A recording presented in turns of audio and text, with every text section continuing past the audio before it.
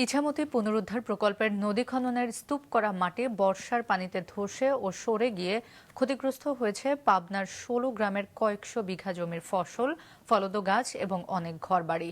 পানি উন্নয়ন বোর্ড জানায়, এসব গ্রাম থেকে মাটি সরানোর জন্য এরই মধ্যে টেন্ডার আহ্বান করা হয়েছে। রাতুল ইসলাম সুমনের ক্যামেরায় উৎপল মির্জার রিপোর্ট। পাবনা সদর উপজেলার গয়েশপুর গ্রাম ব্যক্তি মালিকানাধীন জমিতে বিশাল বিশাল স্তূপ করে রাখা হয় ইছামতি নদী খননের মাটি। গত মার্চ মাস থেকে বৃষ্টি শুরু হলে সেই মাটি ধসে ও সরে গিয়ে নষ্ট হয়েছে অনেক জমির ফসল, ফলদ গাছ ও ঘরবাড়ি।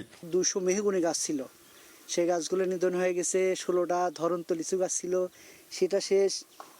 এই যে মাটি রাখছে, এই মাটিতে আমাদের প্রচুর ক্ষতি হয়ে গেছে। এই মাটির কারণে এই জায়গা জায়গা পানি বাঁধে থাকে, এইসব বাড়িঘর সব ডুবে যায়। কত ক্যানাল ম্যানাল কাটিয়ে তবে ওরা বাস করতেছে। এই যেমন নদীর খনন করে মাটি দিয়ে উপরে তুলেছে, এতে পাশের যে জমিগুলো আছে এগুলো অকাজী হয়ে গেছে। মেহগনি গাছ মরিয়ে গেছে, লিচু গাছ মরিয়ে গেছে, ধরেন এই গান কাটার জন্য।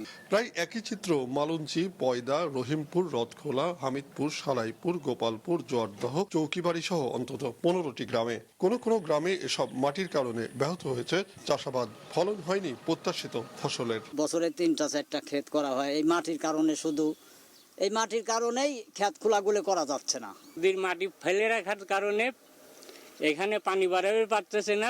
যে পরিমাণ তিল হয়েছিল সে তিলের গাছ মরে যায়, ফসল এখন আমার অর্ধেক। আমরা যে আবাদ করতেছি এই বৃষ্টির না বেসারে মাটি ঢুসে ঢুসকে যে ক্ষেতের ভিতর পড়তেছে, ক্ষেতের ভিতরে পড়ার পরে আবাদ চাবাদ করা যাচ্ছে না।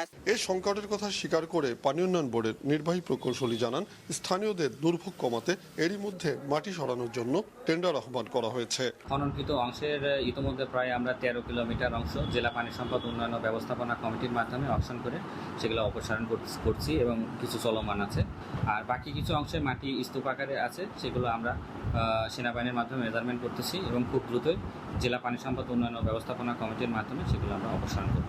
সেনাবাহিনীর তত্ত্বাবধানে ইছামতি নদী পুনরুদ্ধার প্রকল্পের খনন কাজ শুরু হয় 2024 সালের জুন মাসে। অভিযোগ রয়েছে, আতাইকুলা থেকে 13 কিলোমিটার এলাকায় তৈরি হয়েছে এ সংকটের।